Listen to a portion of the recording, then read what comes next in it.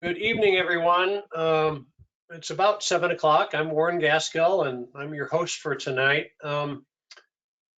People are signing in right now. We're just going to take a few moments to let others join us. We had about 70 sign up for this event tonight, which is really exciting. And we're excited about what we're going to be talking about tonight. So just hang on a few minutes and we will get started. So thanks so much. You all are on mute now. And if you have questions as we talk here, there's a question box that you should be able to ask a question and it'll post, and then we'll get to those questions at the end. So as we move through this, just type your questions down there, your comments as we get going, and then we'll get to them at the end. But we'd like to get through the entire presentation, and then we will open it up, and hopefully entire presentation will take about an hour, and then we will open up to question and answers and comments. We have a lot of experienced people on the line here this afternoon.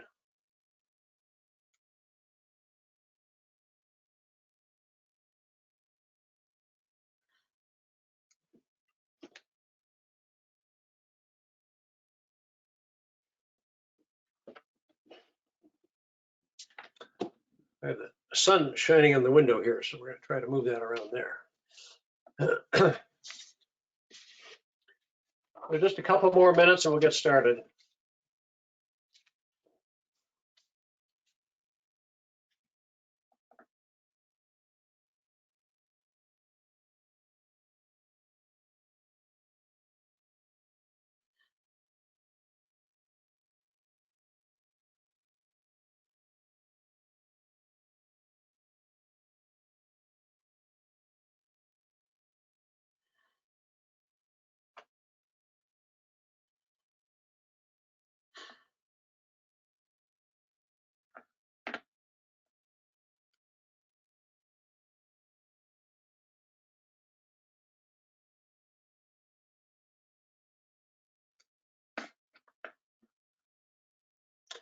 We are all learning new techniques on these webinars.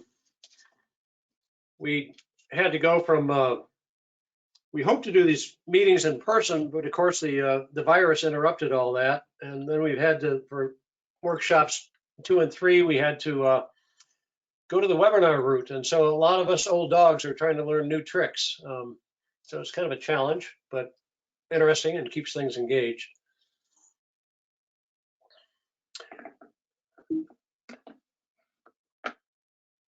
Well, okay, let's get started. So again, good afternoon or good evening, I guess it is. The sun is still out, so I'm still in trouble with the seasons here as they run from one to the other. But I'm Warren Gaskill. I live out here in the town of Vermont and have been out here about, I don't know, 35 years or so. So I think we're kind of natives. Not really, but close to it. And we're focusing our work on our neighborhood here. Let's see here. There we go. We, just by way of background, I kind of want to set the stage here before we turn it over to Legacy Solar Cooperative. But this whole effort emerged about a year ago, sort of prodded by our friend and colleague David Stanfield and joined by Peter Antoni and Barbara Borns and myself here in the town of Vermont. We were aware that climate change was affecting our environment here in Dane County, given the record rains in 2018 and the huge floods through the Black Earth Creek watershed, the record rains last year in 2019, the ongoing debate over the transmission line, and whether or not the transmission line, the ATC transmission line through the driftless region was 19th century technology or 21st century technology. And then, lo and behold, here we have COVID-19 that's come upon us in the past 6 weeks. And we proposed to our town board that we ought to try to do something about that. And about a year ago, they approved it, and the 4 of us got together and talked about what we could do, and we're going to outline some of that tonight. Part of what resulted was these energy action workshops that we have going forward here, and this is the third of the three that we have. But also we expanded this out from our little town of Vermont to our neighborhood here in Western Dane County. One of the things that drove us to that is that we recognize that town of Vermont is served by 4 utilities: Madison Gas and Electric, Alliant, Mount Horeb, and Black Earth Electric. And so there are others that are connected to that. We focused on energy use and trying to reduce CO2. But also we started off in the workshops, it was sort of a plaintive type of question of what can we do in the face of climate change and now the virus. And as we started going through it, it became more of what we can do, exclamation mark. And recognizing, I think, that there are an awful lot of opportunities and actions that we can take individually, and our individual actions work together collectively to start to really make a difference. And what we do in our community starts to rub off in other communities. So I think it's a very positive thing in terms of how we're addressing the climate change issues as they're affecting our community. And also, I mean, the COVID-19 thing is just, it's sort of a, what should we say, a Cliff's version notes for those of you who are older, or Reader's Digest notes, or the short version form of what we're facing with global warming. It's a serious crisis that's facing the world right now. The world is responding as best it can, and multiply that many times over for the global warming issues that's affecting our work here. We have, this is our third sessions that I mentioned.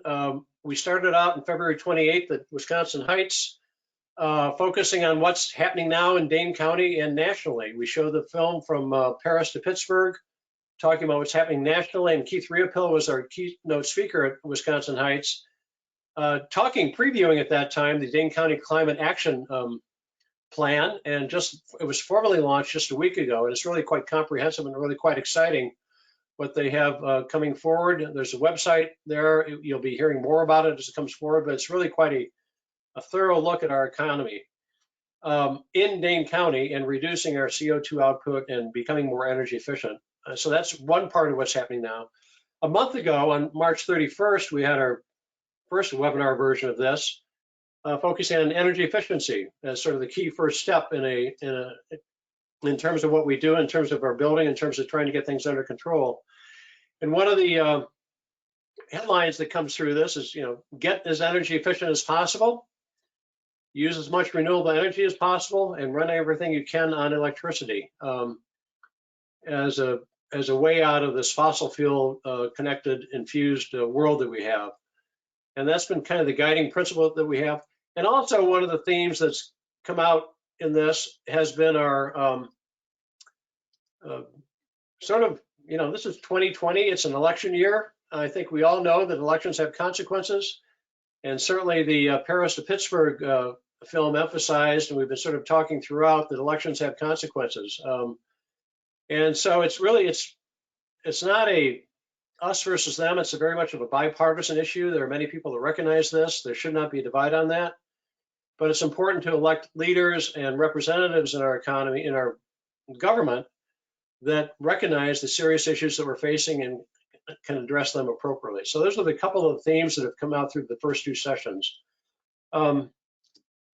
This evening, we're focusing on adding renewables. This is the next step in this, in terms of what we can do. And I am delighted, and this was primarily a connection that I first learned of from David Stanfield, but I've been delighted to get to know the team at Legacy Solar Cooperative in Madison. And we've been working with them on this session. Our group here in the town of Vermont decided they'd be a good folks to organize a way to do a group buy for Western Dane County. And that's what's going to be discussed this evening. Happily, the leader of Legacy Solar Cooperative is Keith Reinold, who happens to be a native son of the town of Vermont. He was relating the other day how he's ridden his bicycle up and down all these roads throughout the town of Vermont, knows them very well. But it's fun to really have that local connection with Keith here on this project. And we're just really excited to bring it forward. After Legacy Solar Cooperative finishes up their presentation, David Stanfield will talk about what he's been doing in terms of trying to prod our local utilities to investigate the idea of community solar. There are a lot of good ideas behind that, and David will outline that. And then we'll have some time for question and answers. A reminder, there is a question box on your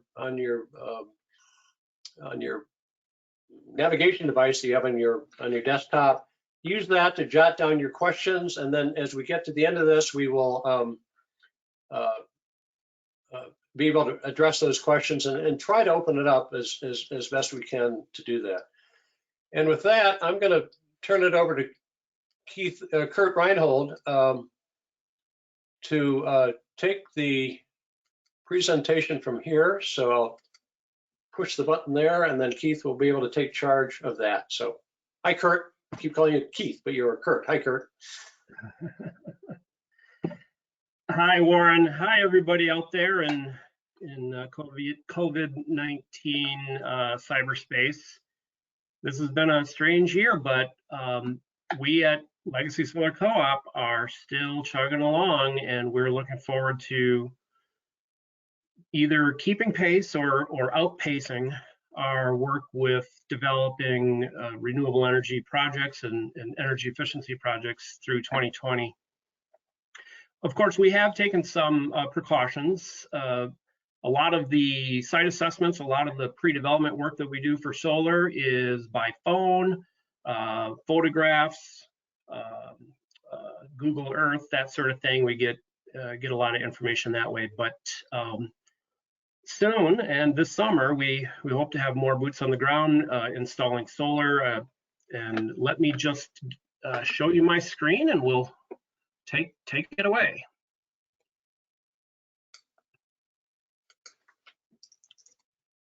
Warren, are you still on? I just want to verify that my screen is on, and I can see your screen. I see the, it's not full screen. I see the ones with the slide.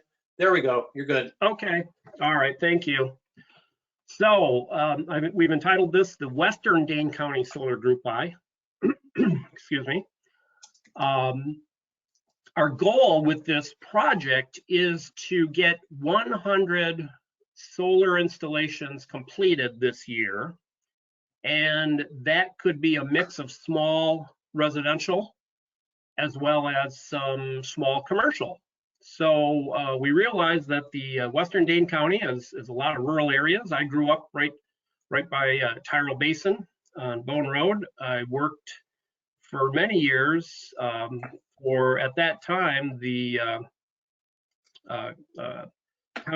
town clerk for John Bird and his wife Barbara. So I biked up JJ, that big hill, and Forstrog. So I know the area well. Did a lot of work down on Moe Road, painting and landscaping and whatnot. So so that's my old backyard. But what we're hoping to do is a half a megawatt or 500 kilowatts of solar this year. I put down our contact information. You're gonna see that about 3 or 4 more times. I'm going to be talking for about 30 minutes, but during that 30 minutes, I will turn over a few slides to one of my colleagues at the co-op, and so for about 30 minutes, we'll be trying to squeeze a lot of content into this webinar your way.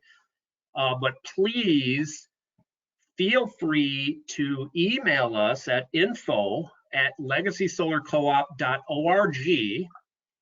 If anytime this evening you don't feel like you've been heard, if for whatever reason during the question and answer session later you are not able to get your question in, please email us or give us a phone call. Plus, I do believe, correct me if I'm wrong, Warren, I do believe are we going to be recording this webinar tonight? We are recording it. Yeah. Okay. So you know, if you come in late, well, if you come in late and you haven't heard me, you won't. What I'm saying won't matter. But We will do another webinar Thursday, May 14th at 7 p.m. We're also scheduling one the following Tuesday. We're going to try a couple of different times of the day, a couple different days of the week.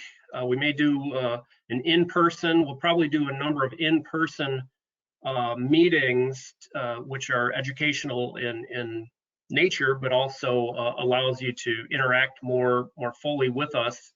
Once the stay-at-home orders are lifted.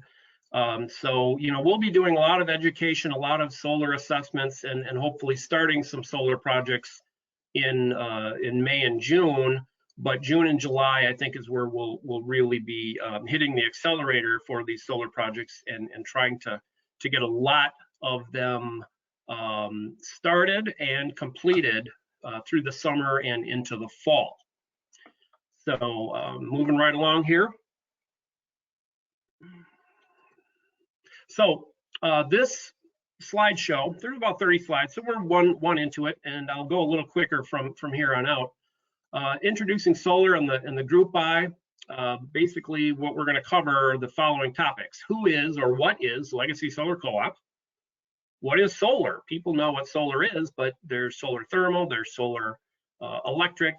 We'll get into that a little bit as far as what equipment we're talking about, and what is a solar group buy.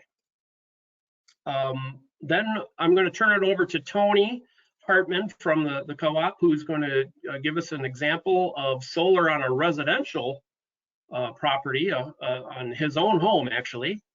And then we're going to show you an example of solar on a business. And this business could be a small farm in rural Wisconsin. It could be a commercial operations. It could be a business, or it could be a nonprofit. So that so it covers a wide swath of building types. And then the group buy cost savings will be outlining that, just so you can see what it is that that is beneficial for this process. You can save money. And then if you're interested, we'll show you how you can participate. There's a sign-up form. You can contact us again anytime at info@legacysolarcoop.org, but you can give us a phone call, or you can go online and fill out a brief questionnaire, and we'll contact you within one business day. And then what to expect for the process itself. Now, what you see up on the screen now is a kind of a rough rendering of the parcels around the county, and the inscribed area is our target market. But if you happen to reside outside of this area, if you're a little bit north, a little bit, even if you're in Middleton or Madison, or south of Verona or Blue Mounds, or even into Sauk County, you may still qualify for the discount pricing in this group buy. So I've spoken to the installer vendors, who I'll introduce to you later, and they all agree that they can meet your needs if you're outside of this area. But really, we're focusing the educational components and the group buy process. We're focusing on the areas that you see there. And that, like Warren says, this covers 4 different electric utility districts. So there'll be a little bit of variability in what your particular electric bill is going to look like. And we will try to suit the proposals for your system, or for your proposal. We're going to make sure that it fits your utility bill details. So that's that. Okay, so a little bit about Legacy Solar Wisconsin Cooperative. We're a statewide cooperative, filed since 2014, Chapter 185 of Wisconsin state statutes for cooperatives. Member owned since 2014, helped develop over 3 megawatts of solar projects so far, mostly on community institutions. So we've helped churches, libraries, schools, municipalities, lots of nonprofits. We've done a number of projects with farms. Some farmers, as you may realize, have a lot of expensive equipment on their property, and they don't always have a lot of taxable income or tax liability where they could use the tax credit. So we've helped some of them too. Anyways, what we do is we specialize in community solar financing. We've raised over $1 million and invested those monies into solar projects all over the state of Wisconsin. And we've done that through $250 increments. And these increments are co-op bonds. We're able to raise money from our membership because our members own the co-op. So it's a private offering as opposed to a public offering. And we were able to, stage pretty extensive funding opportunities to help capitalize solar projects.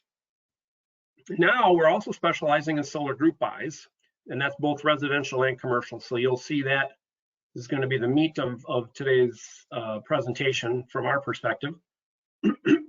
Your group buy team is myself, Kurt Reinhold, president of the co-op.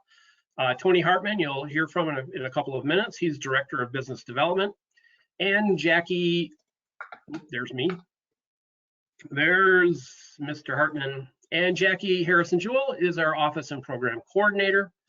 So if you call that phone number, 571-4992, if you don't reach us directly, the message will be picked up by either Jackie or Tony or myself, and we will get back to you within one business day as the best of our ability.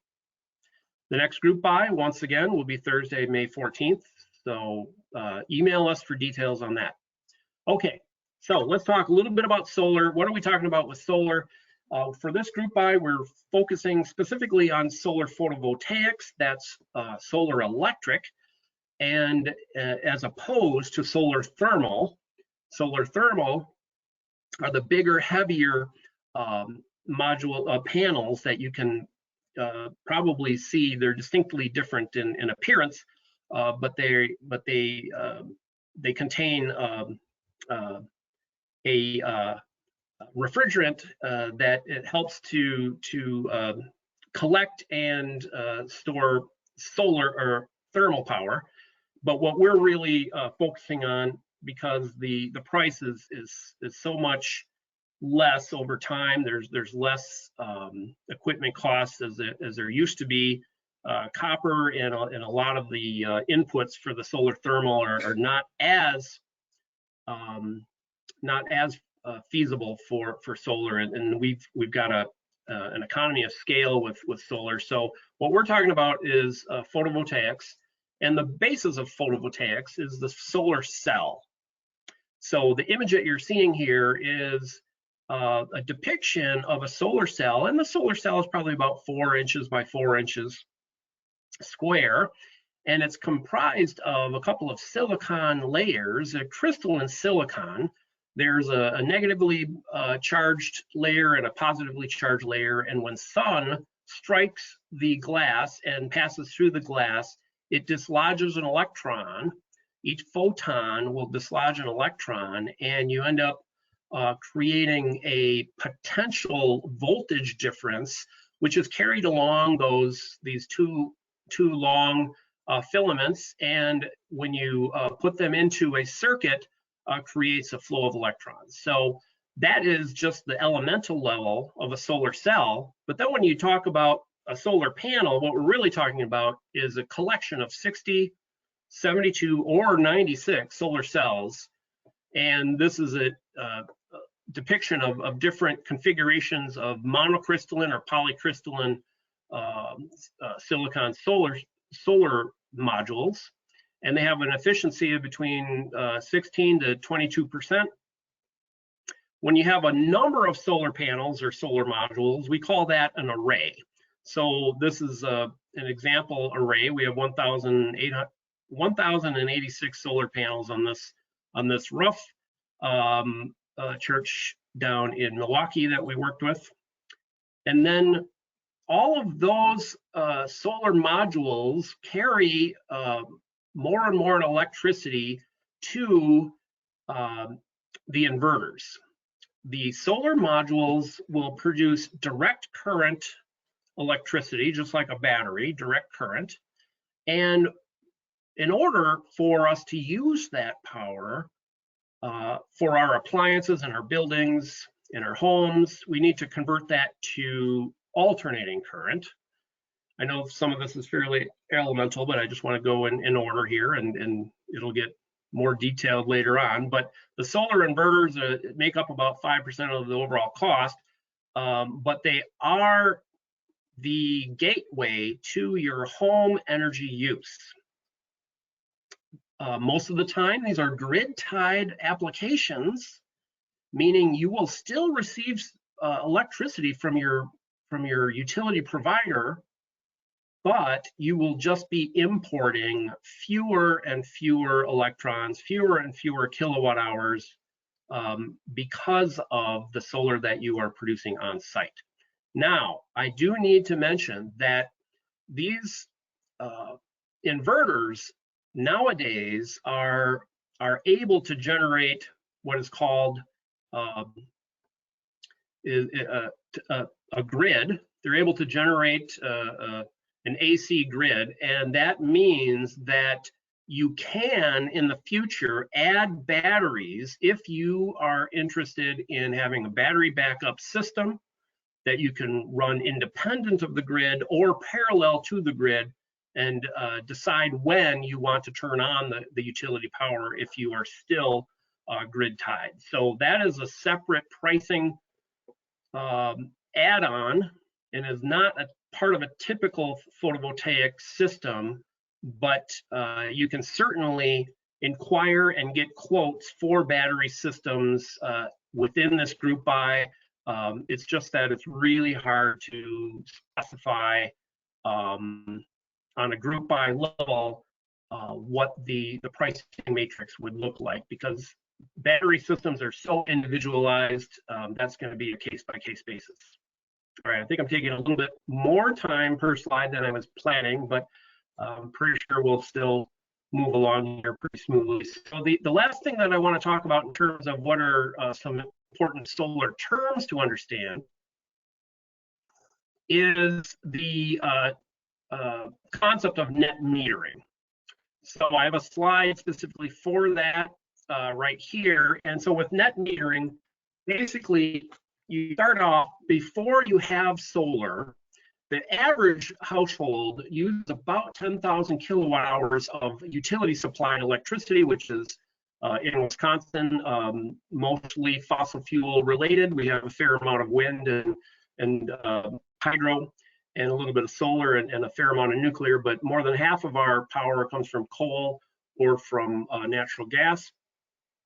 And so if we're starting with 10,000 kilowatt hours, net metering is when you have solar added to your home, and what happens is the solar backfeeds right into your electrical panel and feeds all of your electrical circuits. Now, if you are not using all of the electricity in that moment that it is generated, what happens is that your meter will run backwards, and you will actually be exporting power back to your utility.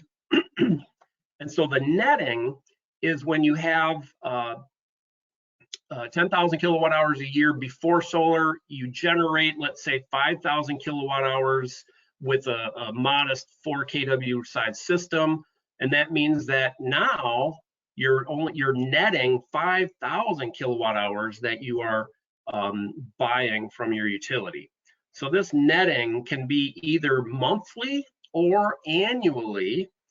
And if it's monthly, like it is for 3 out of the 4 utilities that serve Western Dane County, you need to be careful not to overproduce in any one month, because if you're a net exporter, if you export more kilowatt hours than you import, you will not receive the full retail rate of that net metering. If you are a modest producer and you actually import as many kilowatt hours as you export and use behind the meter, you are able to enjoy full retail rate net metering, which basically means that you will be getting a credit for every kilowatt hour that you export to the utility. That will come off of your bill, either that same month, or if you have excess credits, they'll carry over to the next month and reduce your bill there. So that's what we mean by net metering. And the 12,000 pounds of coal or CO2 that's related to that, it can be cut in half to 6,000 pounds of coal that you're burning for your typical year if you're able to generate half of your electricity from solar. So that's that. Well, I'm going to now turn it over to Tony. So Warren, let me know if you need me to do anything. I'm just going to mute for a few minutes and let Tony Hartman tell you about his house as an example for solar on a suburban residential property. Thanks, Kurt. Hey, so I can't believe, I know there's a reason that my title is business development. Kurt didn't tell you all to join the co-op. We're at 185 members, and our goal this quarter is to get up to over 200. And if you are the 200th person to join, I'm going to send you your very own Agents of Solar t-shirt. And of course, I'm wearing my official t-shirt tonight too, because I know everybody is dressed up to the nines at home watching. I'm going to tell you real quickly about my house. It's out in rural Fitchburg, actually. We're pretty far out, and as you can see, we got some trees around. So we were careful not to put too many panels up that would be unproductive, but I'm guessing we only get about 90% of what we could. And so I think Kurt's going to click off some of the bullet points here, and there you can see the size of my house. I do drive a Chevy Volt, which uses, I probably drive on a typical business day, I'll drive 40 to 60 miles because I'll be going to sites and looking at things. And that's about the range of that Volt before it switches to internal combustion, boo hiss. But that actually means I'm plugging it into my house every night. But the nice thing is I'm electrifying, something that you'll hear more and more about. If you, for example, heat water with gas, you may switch to electricity because, gosh darn it, you can make that really green by putting up panels. So now my bill's about $100 a month average, and I'm down to what is the average in the Madison area of about 850 kilowatt hours per month. I was well over a megawatt hour before that. So the annual true up Kurt mentioned, I pay just over 12.5 cents per kilowatt hour to MG&E out here. And the system provides about half of our electricity, maybe a little bit more. And one of the things you'll see is often quoted as a payback. And so that's after you subtract the Focus on Energy incentive, now called a prescriptive incentive. If you go to Focus on Energy's website, you will see a place where you can click on and find out how much you're eligible for. Very important that if you're interested in that incentive, you get after it soon, like I would say in the next 90 days, because it's been going fast. Of all the incentives this year, residential is much more popular than commercial.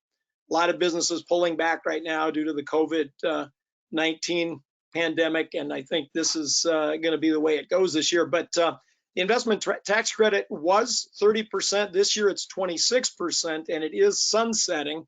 Another reason to do it this year because it will fall off the cliff in 2 years. I had to pay an extra $900 thereabouts for some bracing. I have a stick-built home, and we wanted to make sure, Midwest Solar was our installer, wanted to make sure that the panels, which add about 2.5 pounds per square foot, were not going to overload the roof. And so now we have 5.7 kilowatts, and we have a slightly smaller panel. It was put up in 2017. At the time, that was a pretty average sized installation, 20 panels at 285 watts each. So a little over 3 panels per kilowatt.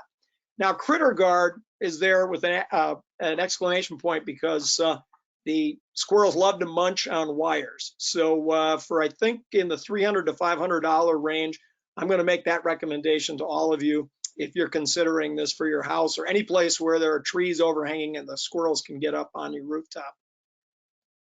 Okay, Kurt, you can roll to the next one. So what's pretty cool and fairly addictive is that you can get right on your cell phone. I don't know if you can hopefully see that. You can see today's production, a little up and down with the rain, but you can also see down below, you can see the annual production. And I'm excited to tell you that even though the one on the slide doesn't reflect it, if you could see closely on mine, just today April became the biggest producing April in the last 3 years. Like I said, it's kind of addictive, but you get to watch your meter run backwards. The interesting thing about that bell-shaped curve, that's 2 days ago when we had a very sunny Sunday, and we were exporting indeed back to the grid. So we wanted to get that full retail amount, hence the net metering explanation. And you will too. Down below, the last piece that popped up here is a panel by panel monitoring, which is fantastic because you can see if you have a panel that for some reason is underproducing. At my house, the ones on the edges tend to get shaded to the right in the morning and to the left in the evening because I have trees to the east and west. So good thing to know and to have at your fingertips, usually at no extra charge, although I won't say that every single system has that, and it's a good thing to ask for. So on a commercial nonprofit, some of you will recognize the Ice Age Trail Alliance headquarters building on Main Street, right in Cross Plains. Their consumption is a little over 18,000 kilowatt hours a month, so about 1.5 megawatt hours per month. This was 2019. They're also in MD&E territory, so they won't true up at once a year. So if they export more for, say, 3 summer months than they use, they won't be penalized necessarily. So one of the most exciting net metering tariffs in the state. So the Ice Age Trail headquarters building, if it had 32 panels on it, would look something like this. This is a recent quote that we got that would replace 78% of their consumption with solar. And so we looked at it and we said, yeah, 12 to 14 kilowatts would be appropriate. That would be 30 to 40 panels.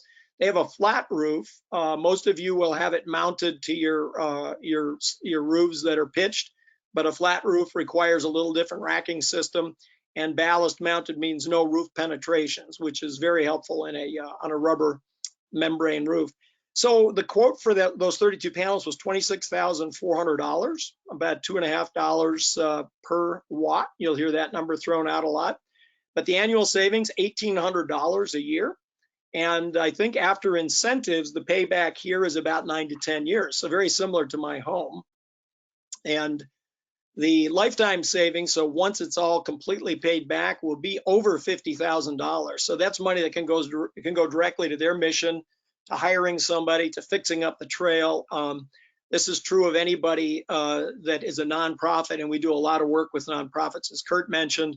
And exciting, 300 tons of CO2 will not be emitted because of these panels if they're installed, and that's over a roughly 30-year lifespan for the system. The Legacy Solar Co-op exists because of tax financing for nonprofits. Kurt mentioned a few things. If you bought bonds, for example, you'd get a 3 to 5% return on those bonds. You have to join the co-op, of course, but that's very inexpensive. And that'll help put panels up on a humane society, affordable housing system, a church, a library, a school, a VFW. And in the end, the buyout then for the nonprofit is about 50% of what the original cost would have been. And that is a wonderful system, and I have to give Kurt all kinds of kudos for that. I hope you'll get interested in the co-op. We do a lot of wonderful things, and we have a great annual meeting. I think that's about it for me. Don't forget to visit our website.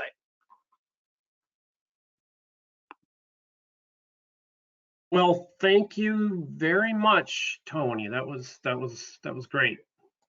All right. Whoops, I temporarily shut off and turned back on my monitor. So hopefully you can still see the screen. So now that we've talked about what solar is, what are some of the terms that are used like net metering, and what is an example of a residential and commercial solar array, now we want to talk about what is this group buy thing.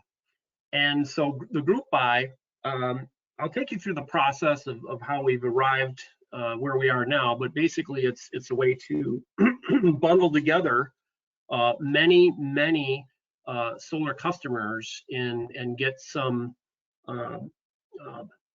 buying power that allows the per unit price to be lower.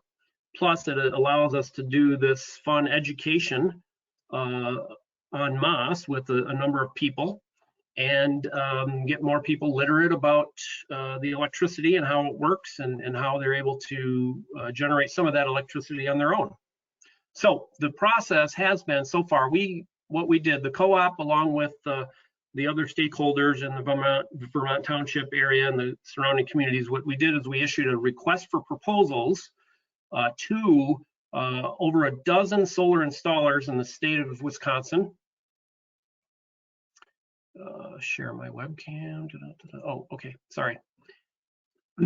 And now I got to get my face out of the way so I can see what I'm looking at. There we go. Okay, so we put out an RFP on April 6th. We held a vendor question and answer session 2 weeks ago.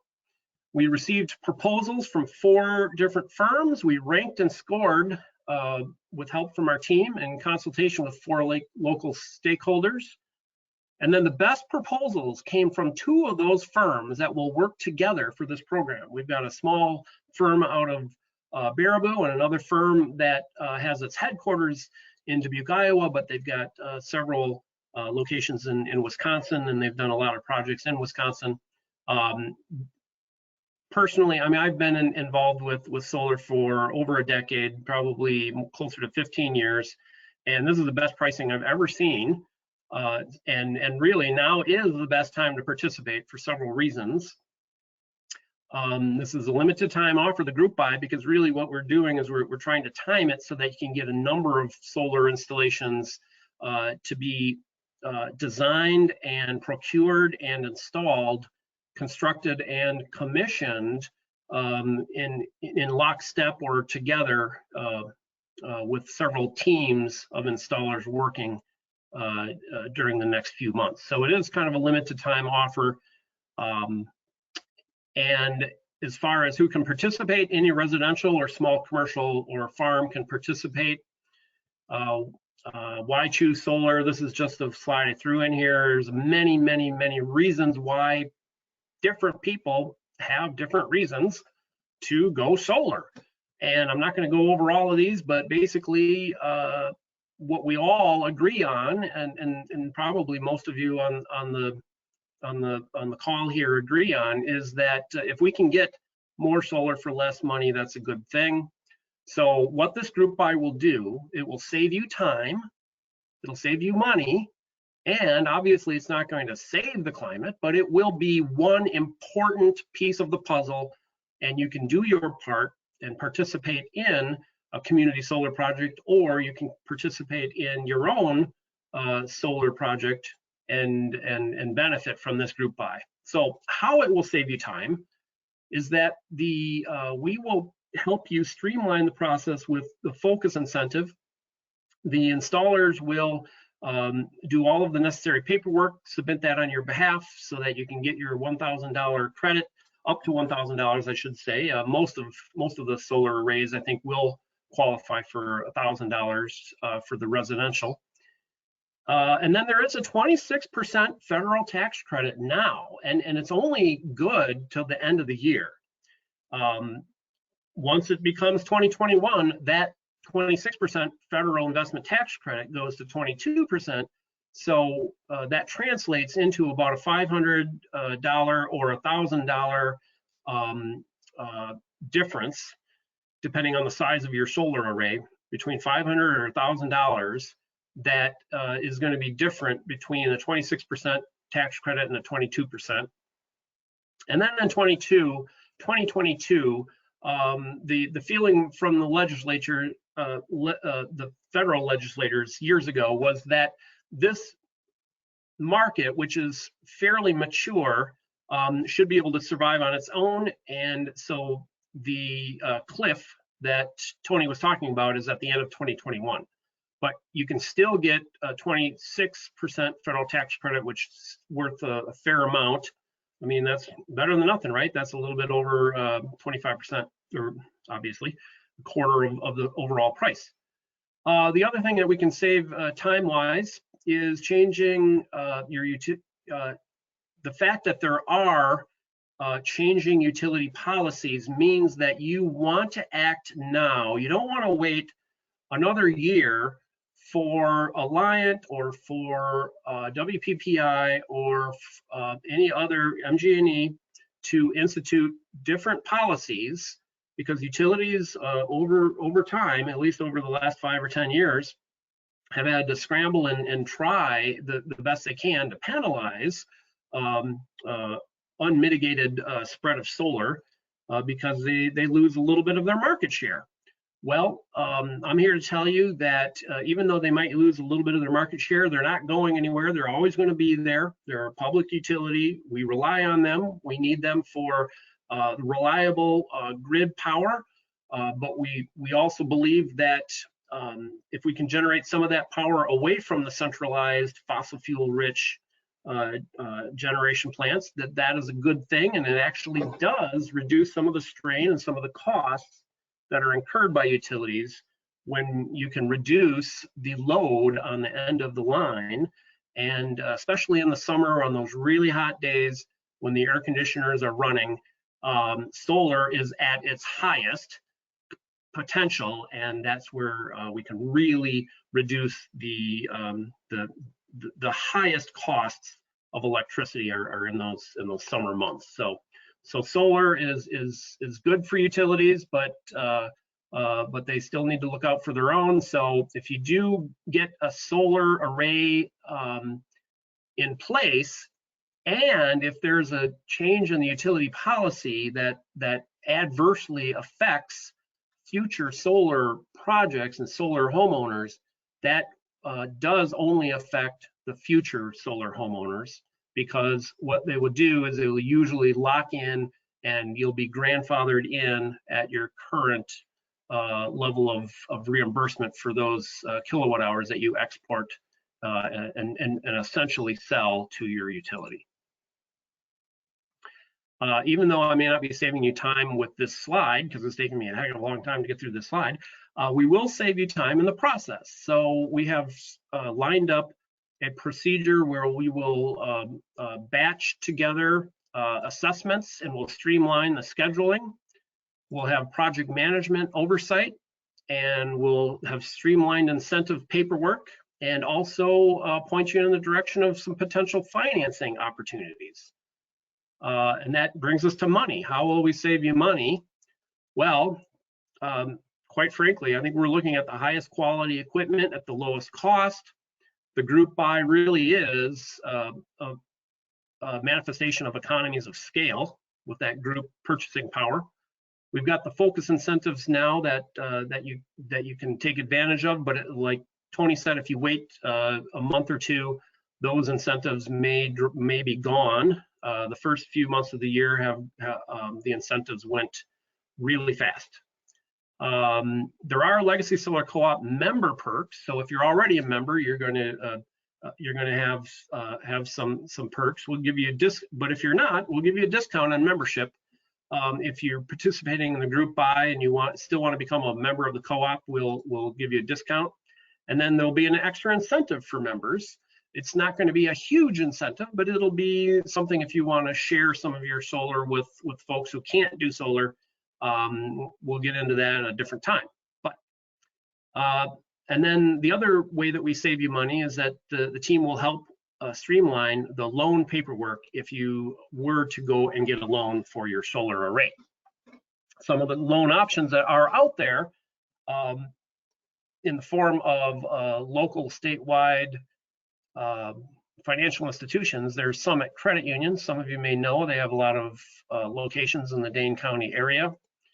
There's this Easy Solar Loan, which I can't speak to very much, but the installers this morning turned me on to this Easy Solar Loan opportunity.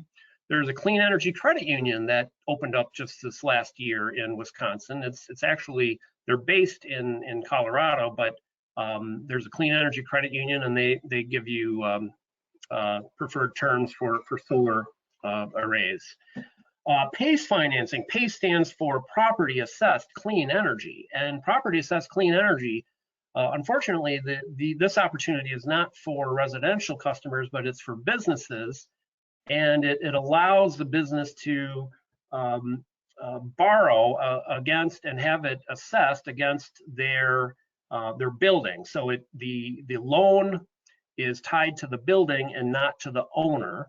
So if the building changes ownership, that solar or energy efficiency PACE loan stays with the business. It's just an assessment on their annual property bill, or an assessment from the county. For PACE financing, you can go to State Bank of Cross Plains or McFarland State Bank. There are many other PACE institutions out there, but I'm listing these two because I have it on some authority that at least the McFarland State Bank will they will accept or consider commercial PACE financing for a project that is smaller than $100,000. PACE financing in general has a $100,000 entry point, but there may be ways that you can finance a smaller system. And then there's WCCU, and just look that up. I heard earlier today from one of the installers that it's been a very, very popular solar loan program, but because it's been so popular, they need to get more deposits to catch up with the loan fund, and so it may be available again in the near future. But I just wanted to outline that in case you're interested. Okay, somehow I missed the last one, which was climate. So anyways, I think under Save Our Climate, we'll get into some of the pollution aspects of fossil fuel electricity generation and how we can displace some of that pollution and that carbon dioxide using solar energy. But right now it looks like my PowerPoint presentation is bringing me back to the group buy team. So the group buy team I mentioned earlier is myself, Tony, Jackie. And through this RFP process, we are happy to announce that All Sky Energy out of Baraboo, that's Lisa and Keith Callow, they have a really great outfit out there that has been successful, and they've worked all around South Central Wisconsin, and this is their logo. But all of the inquiries for solar group buy will come through the co-op. We will streamline the process by pre-qualifying projects to make sure that they fit into the requirements for the group buy and the pricing matrix, and then we'll pass along those qualified leads and qualified projects to All Sky and to Eagle Point Solar. So Eagle Point Solar is the other vendor that will be working with us. We're very happy to have those guys on our team. David Ployne will be one of the representatives that you'll be working with, as well as Mike. And Eagle Point is, like I said, out of Dubuque, Iowa, but they have many offices in Wisconsin and have done a lot of solar projects in and around the state. So another reminder that our next group buy will be webinar will be Thursday, May 14th. I'm not finished with this particular presentation, but I'm just going to throw that up there every once in a while so that you remember that you can come back and see some more. Group buy specifications. So basically, the pricing matrix that we have allows for bulk purchases of equipment. I just want to let you know that all of the solar modules are tier 1. They're high standard equipment, good track record over time. The US made solar panels is one of the options. It's a slight premium price for the US made solar panels. The brands that we are talking about for solar modules will be VSUN, which is a Japanese engineered solar module, and then Axitec, which is German, and then we have Philadelphia, which is a bifacial module from Philadelphia. Okay, and then the solar inverter brands are Solar Edge, Sunny Boy, and AP Systems. And AP Systems are for the microinverters, but by and large, the Solar Edge, which is what you saw on the monitoring output that Tony was sharing with you, those are Solar Edge interfaces. And Sunny Boy is also very, very popular. Both of those are in the top 5 worldwide as far as their utilization. Battery systems, now this again would be bid separately. It's not going to be part of the pricing matrix for the group buy, but it is an option. If you want to pursue it now or if you want to pursue it later, you can inquire and find out about what is available now. Prices are still coming down, but if you feel compelled to jump in the market right now, I think we've got a pretty good deal for you. At least All Sky and Eagle Point should be able to hook you up with a pretty good system. Okay. You're not going to be able to read this very well, but this will be available on our website. You'll be able to see what the pricing matrix is. Basically, we have a base bid, which is a per watt bid that is how we rated the pricing advantage for this particular team of installers. And if you have a project that's larger than 16 kilowatts, you get an additional 5 cents per watt break. If you have a system that's over 24 kilowatts, that would be a pretty large residential, but it would be maybe a standard size commercial for a small commercial building, you get another 5 cent break per watt. And then you could get it all the way down. If you go higher than 48 kilowatts, if it's 50 kilowatts, it'll be about $2.10 a watt. The other add-ons that we consider here per watt have to do with some of the specific conditions around your home or business. If you have steep terrain, if you have a steep roof, if you have concrete, if you need concrete footers, you can do ground mount or roof mount, but there are different pricing schemes that allow the installers to recover their costs, but still offer you very competitive pricing. Here's an example of a residential ground mount. Over here, there are 2 of these would be approximately 5 or 6 kilowatts. And in the pricing matrix, 5 kilowatts would cost you, in this group buy, even with US made modules, it would be just under $13,000. The competition that we had is $18,000 for comparison. So, it's a pretty big difference. And so that's one of the reasons why I think acting now instead of waiting another year is a good thing, because this group buy is going to save you a fair amount of a cost up front. The residential roof mount, so here's an example of a roof mount. This is actually a photo provided by All Sky. So this is one of their roof mounts customers. And if it were 4 kilowatts, this one I think is bigger, but if it were 4 kilowatts, slightly smaller than the previous example, you could get it for under $10,000. So I've never seen that anywhere, where you could get a multi-kilowatt array, 4 kilowatts at that, under $10,000. So I'm really excited to be working with this team and doing this group buy. Difference with the competition is about $3,200 less expensive. Now for a small commercial, here you have visualized, this is actually about a 28 kilowatt array, but it's on a barn on a farm in northern Wisconsin. And this 15 kilowatt example would cost you roughly $36,000. That's before any incentives, that's before the tax credit, same as the previous examples, that's before the tax credit and incentives. So that's just what it would cost if you were to pay cash today on the group buy. The competition is a slightly more expensive, but you can still see that there's a statistically significant difference between the group buy and the competition. And then here's for a flat roof. A flat roof requires a little bit different equipment. It requires this racking system, since it's not going to be flush with the roof.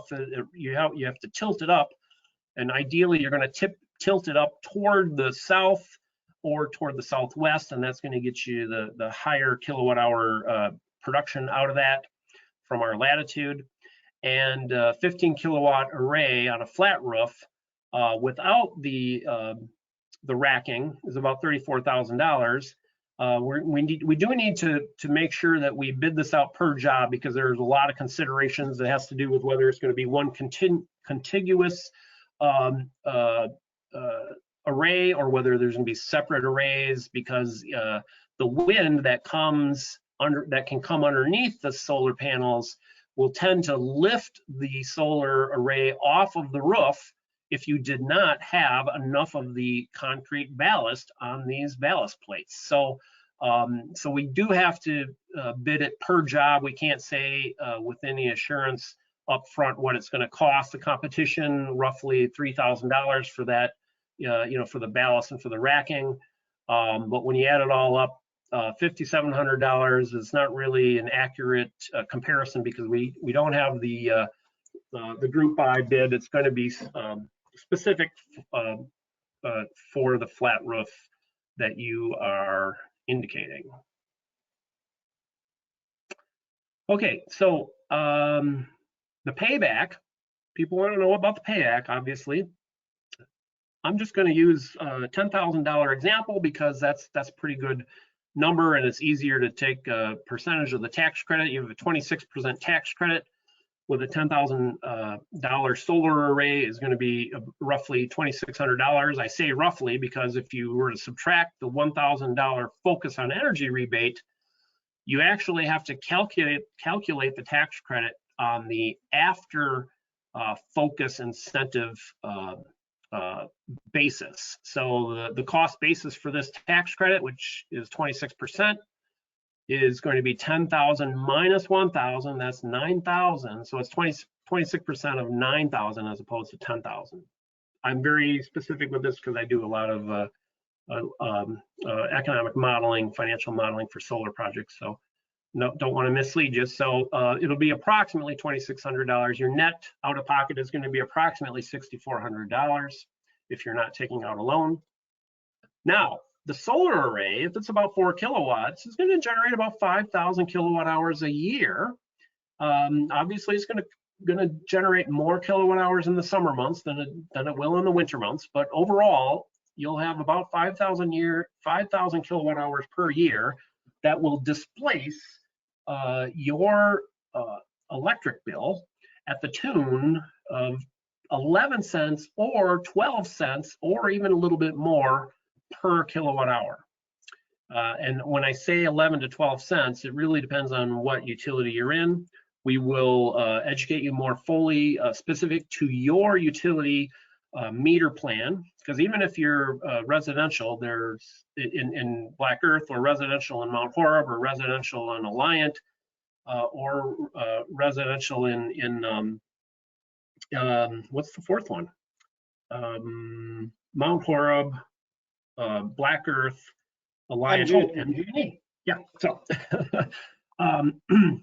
there's a thing called time of use metering. So you could choose time of use metering. You might be on a higher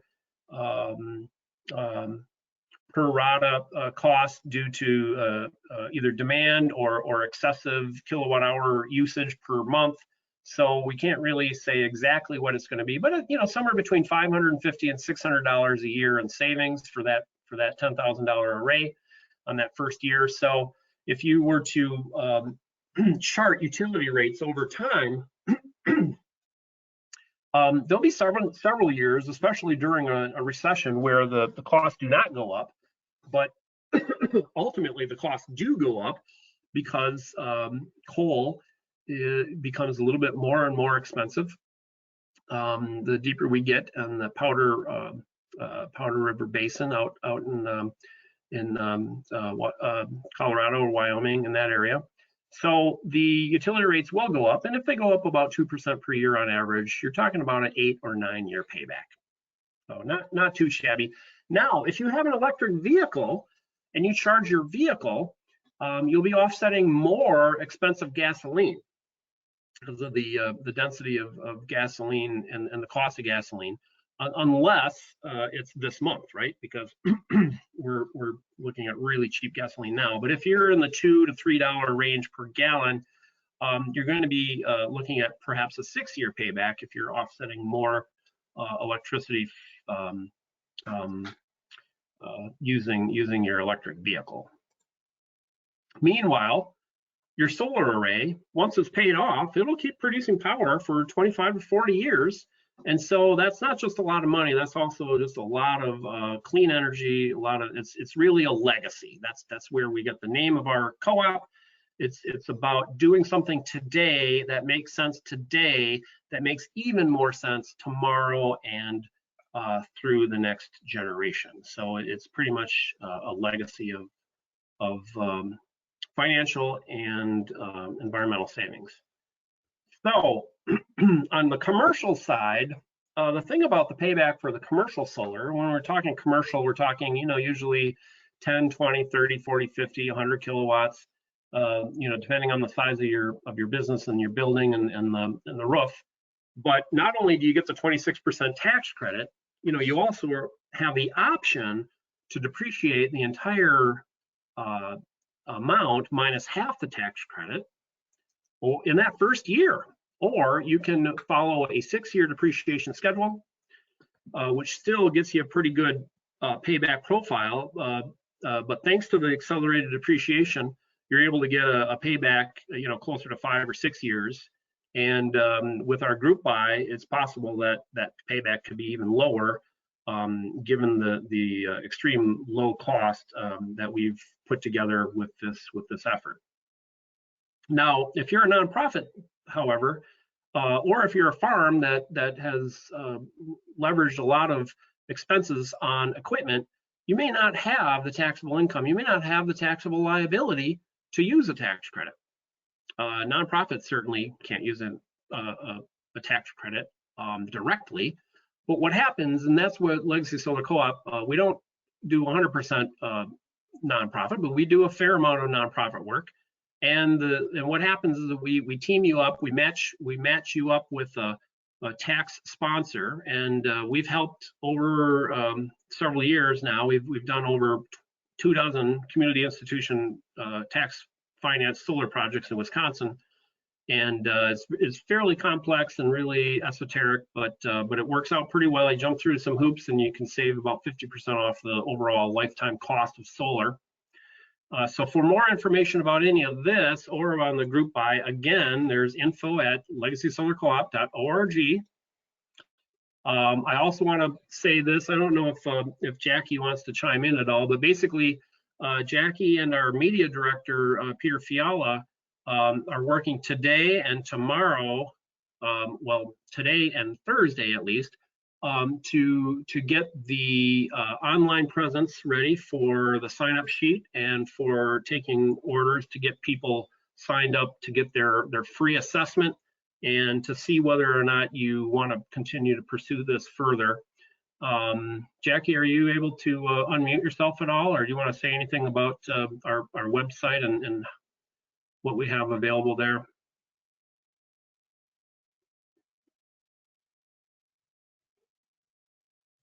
She's muted, Kurt. So let's. No worries. All right. So what I'm going to do then is get through the rest of there's like 1 or 2 slides. Sorry to be taking up probably more than my 45 minutes. But really what I wanted to do is just review quickly the process, the group buy process. So what we would do is, if you're interested and you get in touch with us, is we'll get back to you within 24 hours. And what we're going to do is we're going to try to talk with you on the phone, find out more about your particular home address, whether you're in the town, city, or in the country, and get some photos to see if you can send some photographs to us of the site and where you want to put the solar. Also, we're going to have you take some photographs of, if possible, if it's a roof mount, that you're going to be taking photographs of the underside of the roof up in the attic space, just so that we can see the structural members. Make sure that if it is 2x4s, stick construction, that we're able to design a reinforcement for the roof to accommodate the weight of the solar panels. But also, a lot of permitting requirements do require an engineered drawing that indicates that that the roof can handle this. So we want to get some measurements, whether it's 16 on center, 20 on center, 24 inches on center, 2x4, 2x6, 2x8, whatever. We're going to try to ascertain the engineering component of your roof. But we also want to get some utility bill history from you. We'll take that information, we'll compile it into a report, we'll put it on our scheduling list for All Sky, either All Sky or Eagle Point Solar. We'll pick up that qualified assessment, look and apply the pricing matrix to the specific project parameters. And then the qualified project will be posted on our scheduling platform, picked up by yep, I said that already. The specified cost proposal will then be presented to the homeowner. So this is basically, you know, the pricing, the breakdown, the equipment, and it'll also give you the payback analysis, the financial profile, what we expect your solar array as specified, how that's going to perform and generate benefits for you over the years. And then if you're interested at that point, there'll be a small amount of earnest money that's to be determined to hold the pricing. It's basically a deposit on the future contract that you might sign, and you'll get that back if you decide not to, or if we find out that through final engineering requirements that your roof is not sufficient and that it's going to be too difficult to beef up the roof. Then you know, you can certainly get your earnest money back. But what we're wanting to do is we want to hold your place in the scheduling, and so if you do sign a contract, we want to get you on the schedule and get your project installed this summer or fall. And after commissioning, you can have a little celebration and be happy that you're saving not only money, but you're saving your electric bills, you're saving clean air, water, and helping do your part to participate in remedying some of this the climate crisis. The group buy process includes the contact information. So if you want to get a hold of us, here's the phone number again. It's 608-571-4992. info@legacysolarcoop.org. Our next webinar is scheduled for Thursday, May 14th. It'll probably be similar to this, but we may have different, more specific examples. And then we'll do it again on Tuesday. And then we'll probably, once we get closer to June, we'll probably look to set up one of a number of in-person, if we're allowed to congregate, but we'll just have to wait and see. But we'll certainly have more webinars or more group buy educational opportunities. But let us know if you have any questions. That's the end of my presentation, our presentation from Legacy Solar Co-op. But I think Warren is going to talk a little bit about what's coming up next, which is your very own member of your community in Vermont Township. David is going to talk a little bit about community solar on a utility level for I think 5 or 10 minutes, closer to 10 minutes perhaps. All right, So, David, sorry. you want to come on with your calendar, and I'm going to try to get your presentation up here, so we'll see how that goes.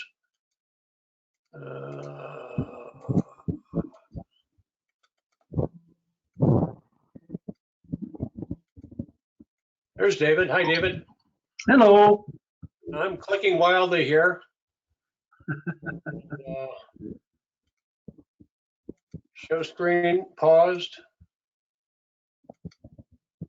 Stop showing screen. Show screen. And sorry about that. Old dogs are learning new tricks. I had it before.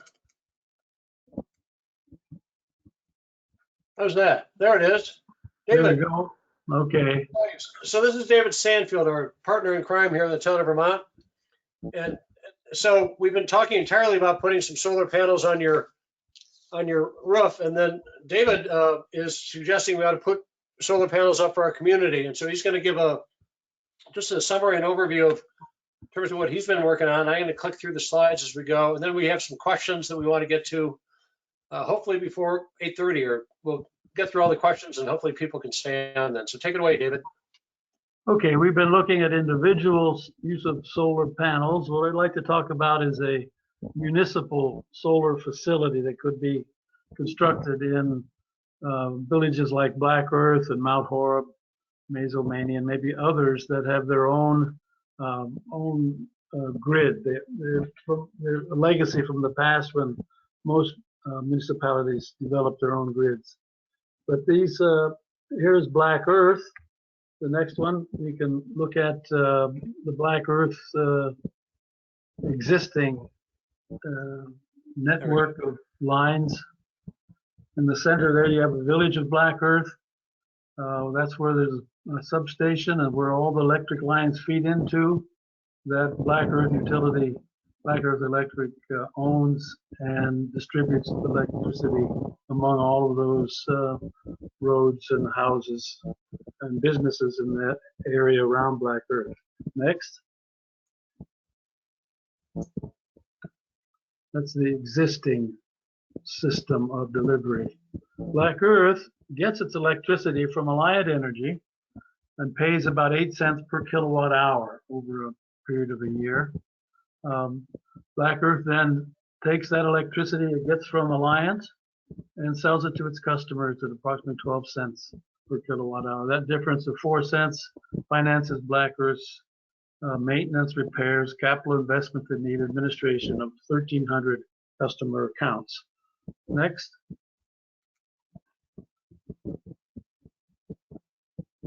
So this is the existing system. But in this existing system of Black Earth functions within a network of larger utilities that provide electricity to places like Black Earth as a municipality and also to individual homes. And so you have there the slanted green and yellow lines means the area served by Alliant Energy. You have close to that sign that says Dane, you have gray shaded areas, that's Black Earth Electric, which is within this general area. It gets its electricity from Alliant on a wholesale basis. And Mount Horeb, another municipal utility that gets electricity from an organization called WPPI. Down the southern and western parts of our region, you have pink areas that are served by cooperatives, electric cooperatives, another form of a utility, but they are served by Dairyland Power Cooperative. So this is the context and meaning of some of these terms of utility as providing electricity to customers. Okay, next.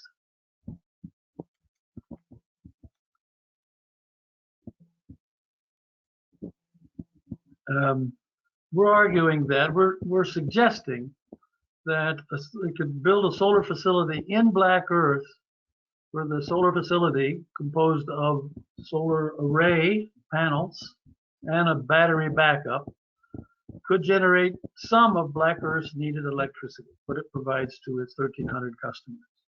You can do that by contracting with a solar company to build, operate, and maintain a solar facility in Black Earth.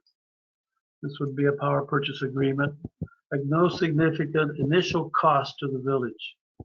So this is an idea that's getting to some importance in different parts of the country and in Wisconsin. Next. Why would we be interested in this? Because the cost of solar power being generated locally is about 3 cents per kilowatt hour, maybe even a little less. It depends on the layout. Black Earth now pays Alliant 8 cents per kilowatt hour for electricity. So it looks intriguing. With that much of a difference, it's tempting for the communities to consider at least some of the electricity being generated from a solar facility at a much lower cost per kilowatt hour. Next. Additional, beyond the cost argument, you can have improved reliability of electrical supply because it's generated locally without complicated transmission lines. And so then if it's a battery backup, you'd have some ability to supplant the larger grid's electric supply in case it would fail. And there's no carbon dioxide generated. So this would be two advantages. And the third advantage is that the contracted company would provide the capital investment capital and the technology. And in return for recovering its investments over a period of years from the monthly payments by Black Earth Electric to that company over maybe 15 years, which is presently less than what Black Earth is paying Alliant. So this is the advantages. There's organizational cost advantages, reliability, and carbon dioxide. Next. So it looks interesting. It has been tried on a fairly large scale, a 4 megawatt solar plus battery facility in Minster, Ohio. And you can see a picture there. It's quite a large array of solar panels. And below is the battery backup that ties into this. This allows them to generate some extra income also during the years of peak, or the moments of peak usage of electricity. This facility sells electricity to the larger grid during those peak usage times at a higher price. So anyway, this is a showing that a private partnership, private-public partnership with local utility can provide some benefits. So this is but it's fairly large. It takes a lot of land. But to go to that scale, Black Earth would need Alliance help and agreement, because Black Earth would be buying about 25% less electricity yearly from Alliant. This would be upsetting of the grid balance and so forth. It needs to be carefully worked out. Also, we need to verify there'd be 25 acres not in the floodplain that would be available for solar panels in the Black Earth case.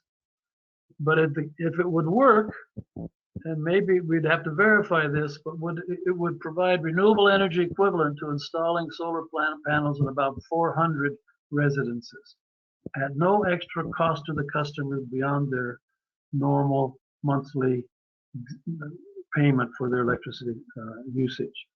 So it gives you a large bang for your buck. Next. There is obviously different scales. The village of Argyle down south from Black Earth has installed a 0.6 of a megawatt, 600 kilowatt facility. That's the size of that. I think they have around 600 customers. Black Earth has 1,300. Black Earth could do that, could do a much smaller facility. It would buy 3% less electricity from Alliant. Alliant would be less concerned about such a scale. It wouldn't upset the balance of electricity so much. We'll need only about 3 acres of land.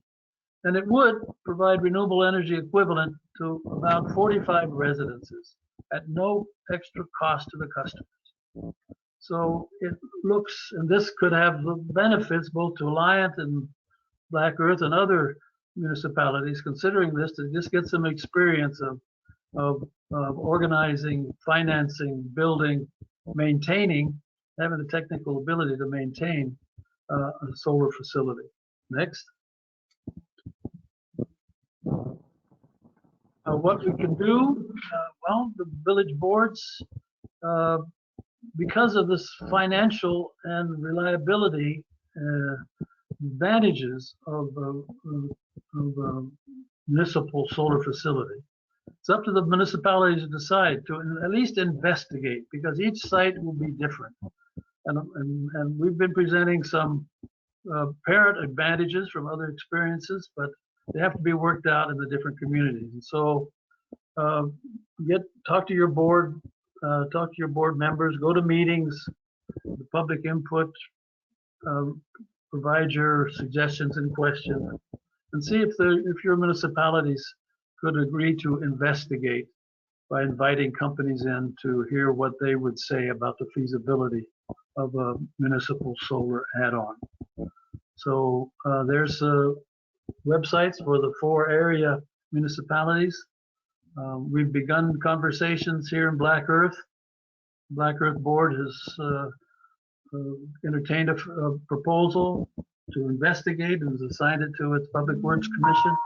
So they're considering the idea. So work on them learn yourself even more about this this option. Next.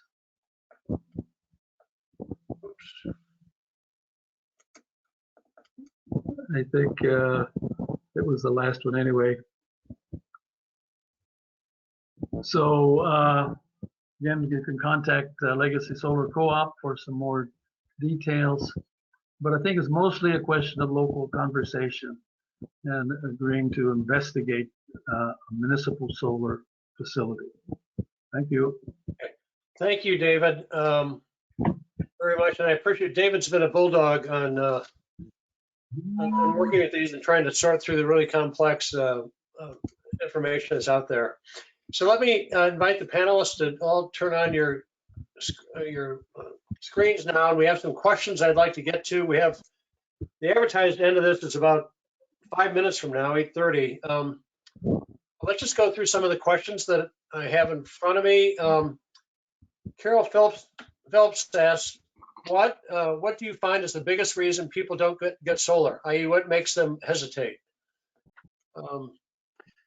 Well, I think, this is Kurt, I think that there's sometimes the thought that, if prices are still coming down, maybe it's too soon to get in, or waiting until the next year's focus incentive, which might be a couple $100 more. I think it takes an incredible amount of inertia to overcome, the resistance to change. So yeah, you kind of have to be excited about it to plop down 95% of the cost of solar is up front, and then it just pays back in dividends over time. But that's what I would think, is that people think that there might be a lower price next year. Well, I'm here to tell you, I don't think so at this point. I think this is maybe the lowest price you're going to see for a while. Well, to Kurt's point, I think we have almost a perfect storm right now with interest rates as low as they are. You can almost always go out and borrow money and make those payments and still save on your monthly bills. It's pretty amazing to look at it. So I think now it's like, this is the summer to do it. And a lot of people are at home. They have time to examine these things more closely, but couldn't agree more. It's the upfront cost that stops a lot of people. And I think it's just right now, it's just a fantastic bargain.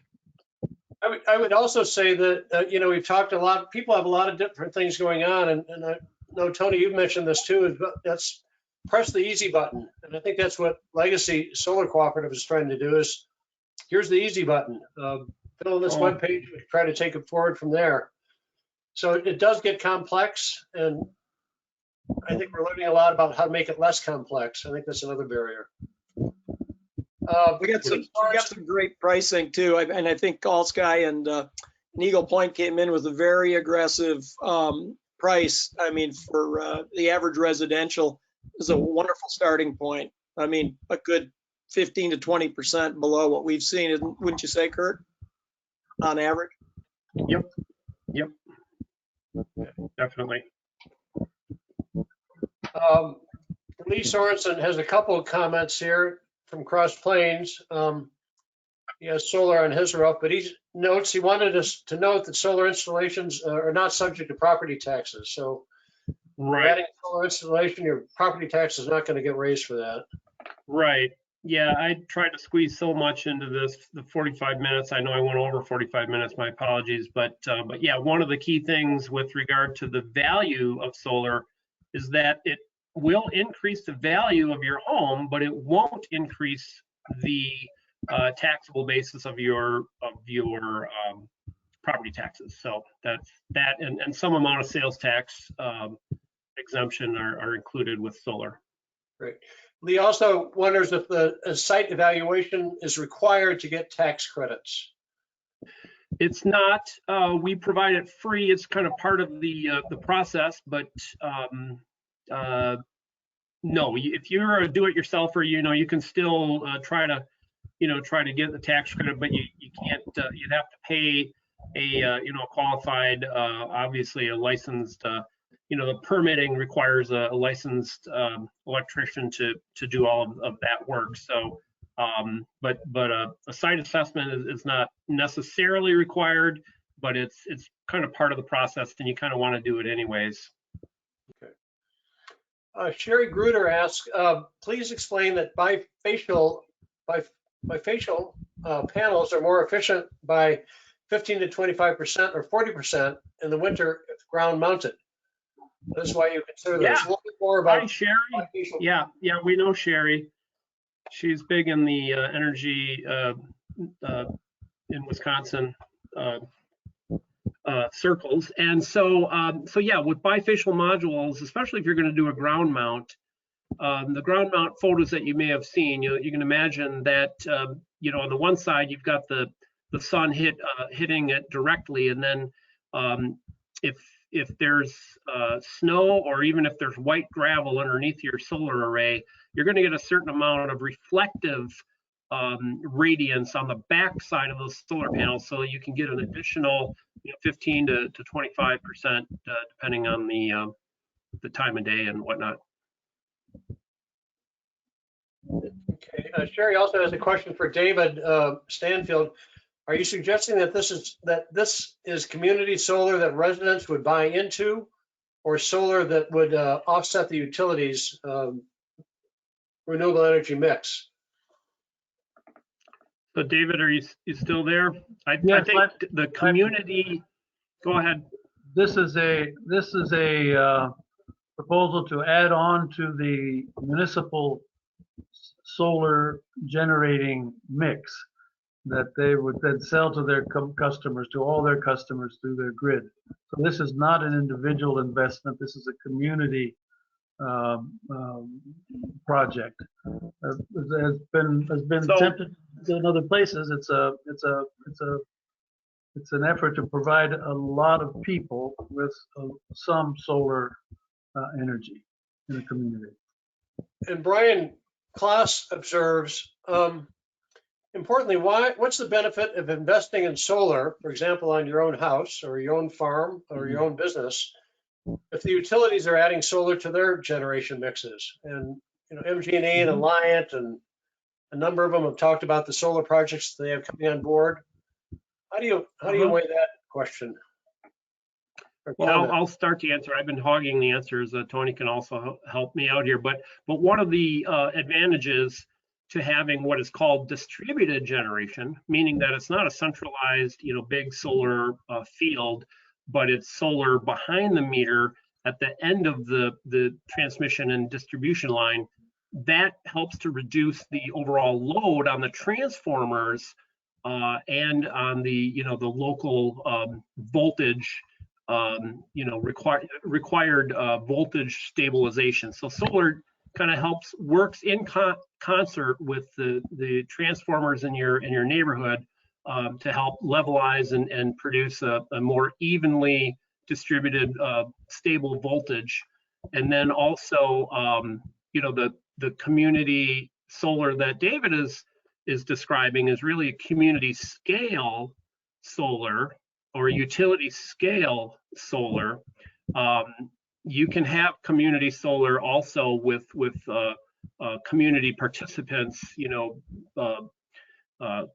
banding together, and that's what we do with the Legacy Solar Co-op. Is we basically crowdfund solar projects through our co-op, and that's another version of community solar.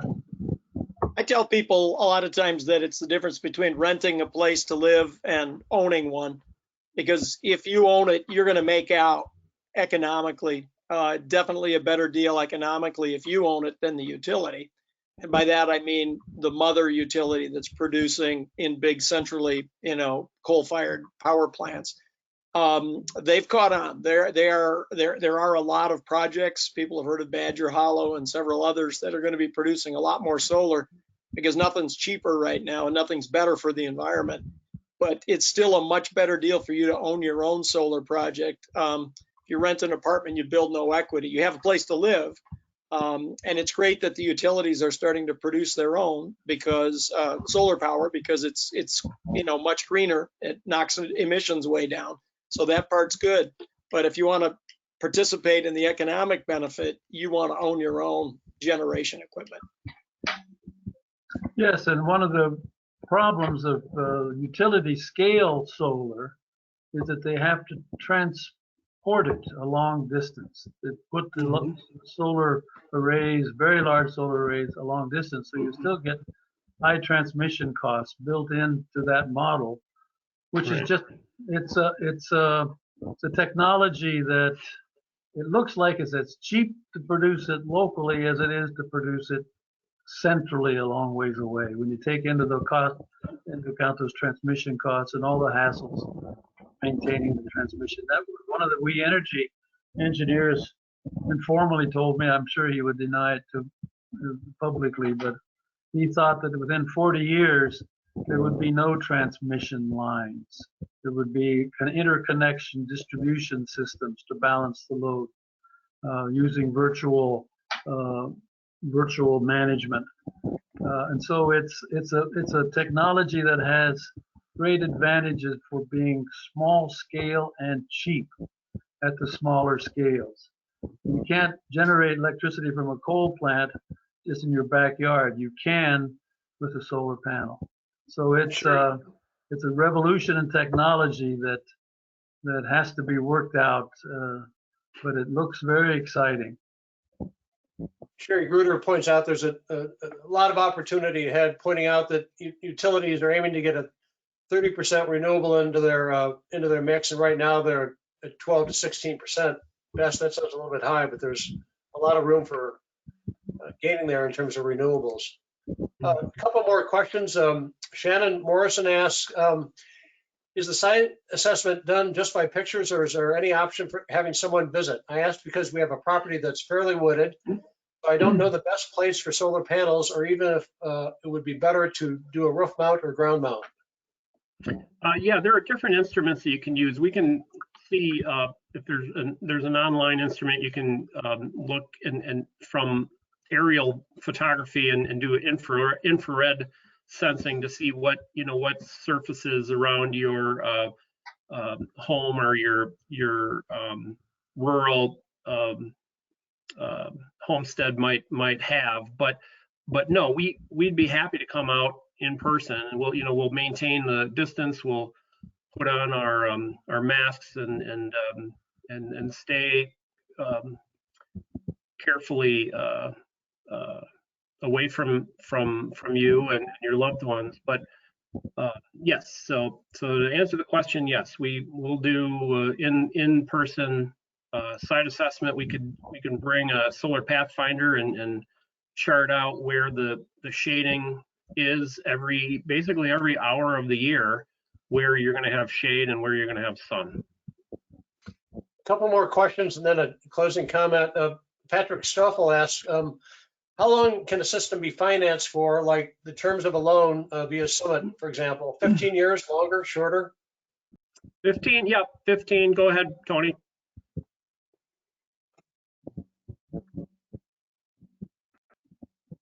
I don't hear you, Tony.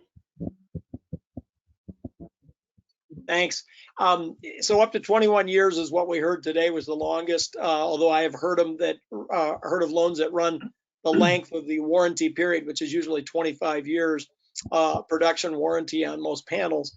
And so they're making it pretty easy now. They have instruments that are quite short, 3 years, 5 years, and then as long as 20 to 21 years. And like I said, I think interest rates are about as low as they're going to get for the foreseeable future. And so it's an awesome time. Anybody who can check on a home equity loan right now is going to see that rates are probably about as low as they've seen them. Mm-hmm. Another question, Steve Schulke asked, can you talk about the cost of expected ongoing maintenance and expected points of failure, such as inverter or other component failure? What's been your experience? Really good question. There are two basic types of inverters. There's a string inverter, which basically you can get many solar panels, even up to 100 or more solar panels going through one inverter. But the inverter is the weakest link. And so besides the string inverters, you have micro inverters. And a micro inverter is one inverter small inverters, just like a Walkman. You remember those Sony Walkmans, and that will connect to 1, 2, or 3 solar panels. And oftentimes you can get a pretty good warranty on those microinverters, up to 25 years. But definitely the inverter is going to be the weakest link. Usually they're not going to fail in the first 15 years, but you'll have a standard 12-year warranty most of the times, 10 or 12 years at the minimum, and you can always buy for a few $100s an extension on that warranty so that you can protect yourself from a large capital expense.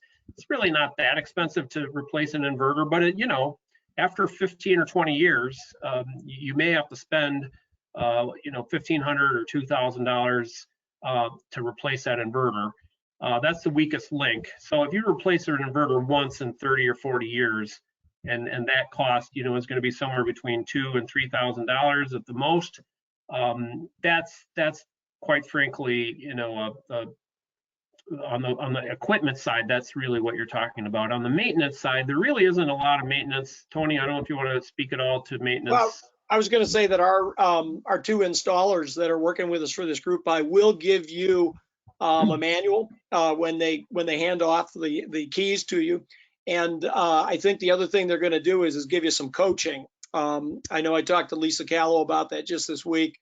She said that it's not unusual for her to walk people through things, but I think in 2.5 years I've had my system, I got up there once and washed it off with a hose, and mine are at about a 20-degree tilt, maybe 25. It's not necessary that you do that, but it will, tweak the production upward a little bit. And I think it's good to learn how to do just a visual inspection. And of course, if you have the panel by panel optimization where you can actually look at the production from panels, do that once a quarter and you're probably going to be in fine shape. So there is a little bit. I want to mention also, just for a moment, a lot of times the installer, and in this case it is a 5-year workmanship warranty on what they do for physically assembling and putting together everything. But if there's something that's covered under warranty, whether it's a solar panel or whether it's an optimizer, which is on the DC side, or an inverter that has a warranty service need,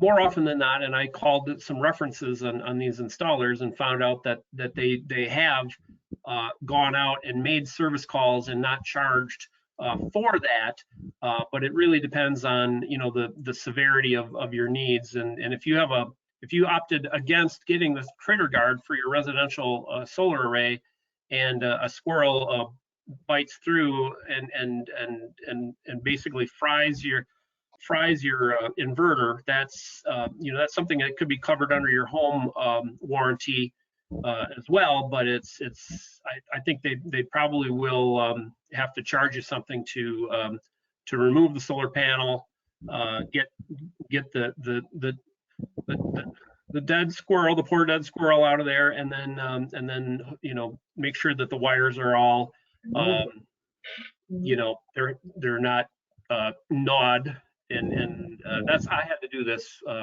as well. So both Tony and I have had experiences with squirrels that were not friendly to our solar arrays, but you can prevent that. Let's see now, I keep coming in. One, Brian Klaas asked, and we'll just keep going here as long as questions come in. Brian Klaas asked, how do I figure out how many kilowatt hours my home needs? And I can answer that question. Is there something on my Alliant bill to figure that out, roughly how much is needed? Brian, or anyone, particularly on Alliant and MG&E, they have very good website information about your bills. I know MG&E and Alliant both do. And if you can get a login, username and login to your account, you can find that information there. And typically you want 12 months, at least 12 months of utility data. And they will tell you exactly how many kilowatt hours you use per month and how much it costs. Better is 2 years because you have seasonality in there, winters and summers, and sometimes one winter is harsher than another winter, or some summer is hotter than another. And then from that, the folks that Legacy is working with can try to arrive at the correct size. So it's really based upon how much you have been using for your house and what your anticipated needs are too. If you're going to buy an electric vehicle, you might want to factor that in. But you Warren, can one really of the things get that information from your utility. Yeah, I was going to say most people will see at the top of their invoice, you know, the amount, the kilowatt hours used that month, and then underneath there'll be one or more lines explaining what the fixed charges are and then what is being multiplied by those kilowatt hours. So that's how you can figure out what your variable cost is, your per kilowatt price. On my bill from MG&E, there are two numbers that add up to about 12.6 cents per kilowatt hour, but there are fixed charges.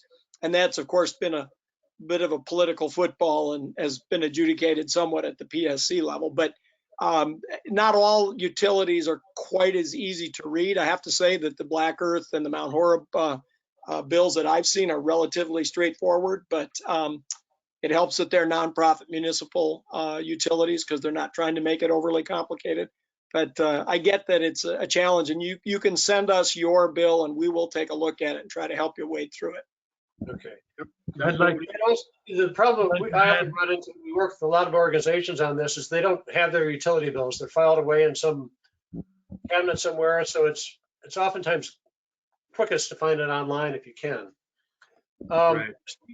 Aaron, I'd like to add one point there in the process. One of the first things you want to do is make sure that your house is energy efficient as you can get it, because, or at least you could know what it will take to make it efficient.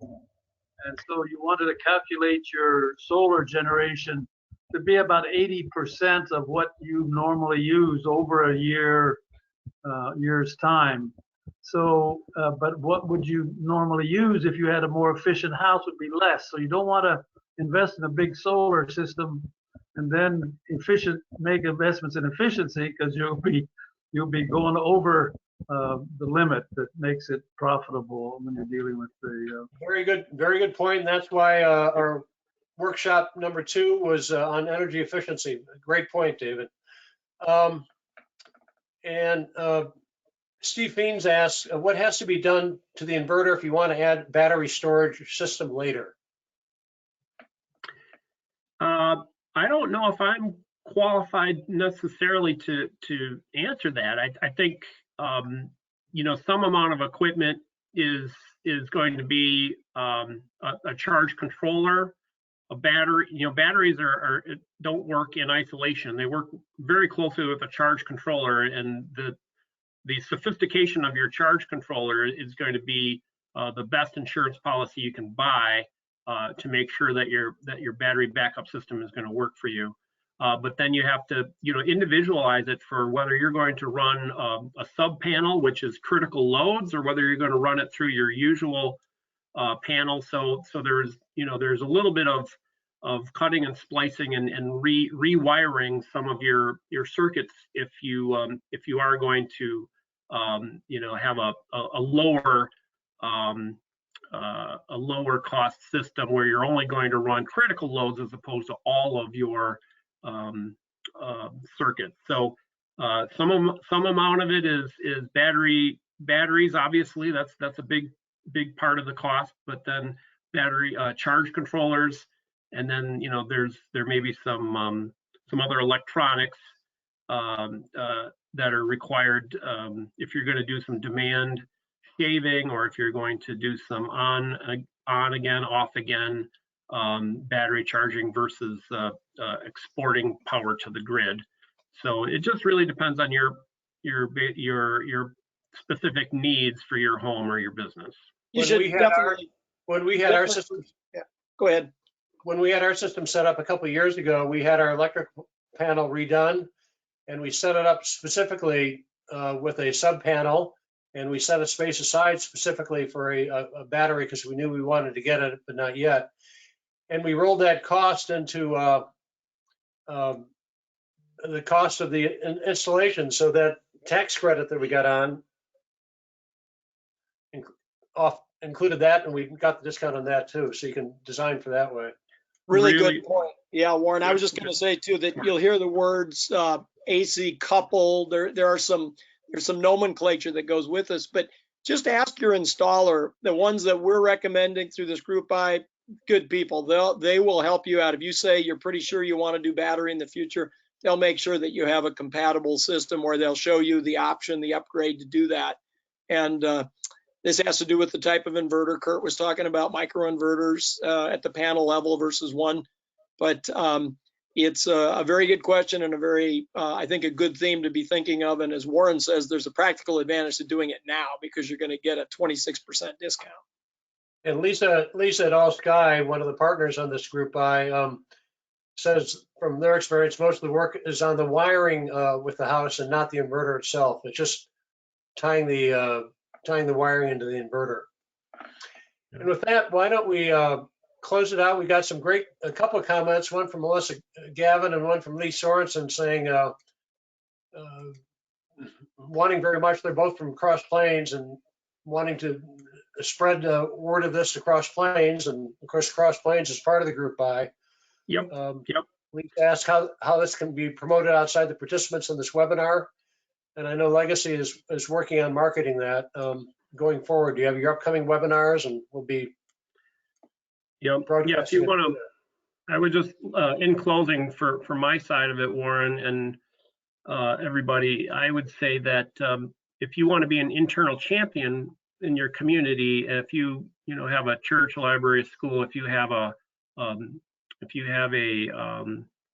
listserv that can broadcast information about our next webinar or about our in-person events, just let us know and we'll plug that into our marketing plan. We probably will do a little bit of radio or newsprint advertising as well, but we really want to get at least a half a megawatt, at least 100 solar projects done this summer. That's kind of our goal.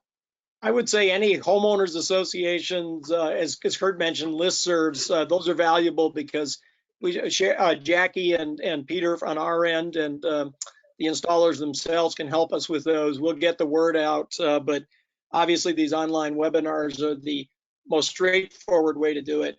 But we do handle lots of inquiries over the phone, and you can give them our number. I mean, I'm happy to do that. A lot of phone calls come in, and we'll answer them relatively quickly and sometimes immediately. But I think the homeowners associations are one way to do it, and there are other next door kinds of apps that people keep in touch on. So anything you can think of, we're game, right? Especially these days. Okay, thank you all. Let's close it out there. We've gone 20 minutes over our allotted time, but thanks so much. There'll be a survey going out tomorrow to both the attendees and the non-attendees. There'll also be a recording of this session going out, and we'll carry forward from there. So good work. Thank you all. Thank you both for a fantastic program altogether at Climate Action, Warren and David.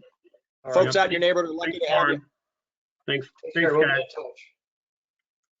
Take care. Be safe, everyone. Bye-bye.